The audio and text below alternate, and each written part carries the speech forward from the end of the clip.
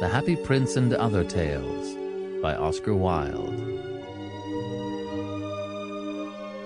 The Model Millionaire. Unless one is wealthy, there is no use in being a charming fellow. Romance is the privilege of the rich, not the profession of the unemployed. The poor should be practical and prosaic.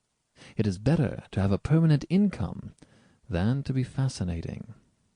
These are the great truths of modern life, which Huey Erskine never realized. Poor Huey! Intellectually, we must admit, he was not of much importance. He never said a brilliant or even an ill-natured thing in his life. But then he was wonderfully good-looking, with his crisp brown hair, his clear-cut profile, and his grey eyes. He was as popular with the men as he was with the women, and he had every accomplishment except that of making money. His father had bequeathed him his cavalry sword and a history of the Peninsular War in 15 volumes. Huey hung the first over his looking-glass, and put the second on a shelf between Ruff's Guide and Bailey's Magazine, and lived on 200 a year that an old aunt allowed him. He had tried everything. He had gone on the stock exchange for 6 months. But what was a butterfly to do among bulls and bears? He had been a tea merchant for a little longer, but had soon tired of Picoy and Sauchong. Then he had tried selling dry sherry. That did not answer. The sherry was a little too dry. Ultimately, he became nothing. A delightful, ineffectual young man, with a perfect profile and no profession. To make matters worse, he was in love. The girl he loved was Laura Merton, the daughter of a retired colonel who had lost his temper and his digestion in India and had never found either of them again. Laura adored him, and he was ready to kiss her shoestrings. They were the handsomest couple in London, and had not a penny piece between them. The colonel was very fond of Huey, but would not hear of any engagement.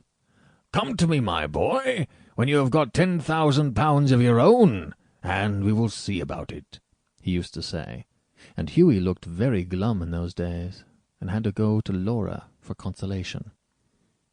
One morning, as he was on his way to Holland Park, where the Mertons lived, he dropped in to see a great friend of his, Alan Trevor.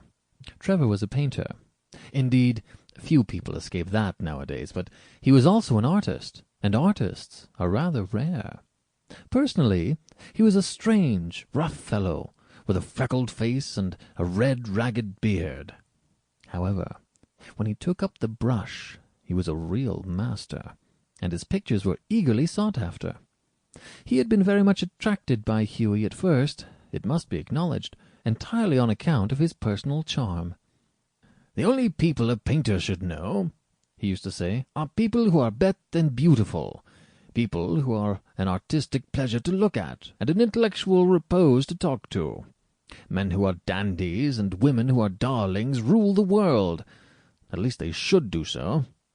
However, after he got to know Huey better, he liked him quite as much for his bright, buoyant spirits and his generous, reckless nature, and had given him the permanent entrée to his studio. When Huey came in, he found Trevor putting the finishing touches to a wonderful life-size picture of a beggar-man. The beggar himself was standing on a raised platform in a corner of the studio. He was a wizened old man, with a face like wrinkled parchment, and a most piteous expression. Over his shoulders was flung a coarse brown cloak, all tears and tatters. His thick boots were patched and cobbled, and with one hand he leant on a rough stick, while with the other he held out his battered hat for alms. "What an amazing model!" whispered Huey as he shook hands with his friend. "An amazing model!" shouted Trevor at the top of his voice. "I should think so! Such beggars as he are not to be met with every day. A trouvaille, mon cher, a living Velasquez. My stars, what an etching Rembrandt!" Sample complete. Ready to continue?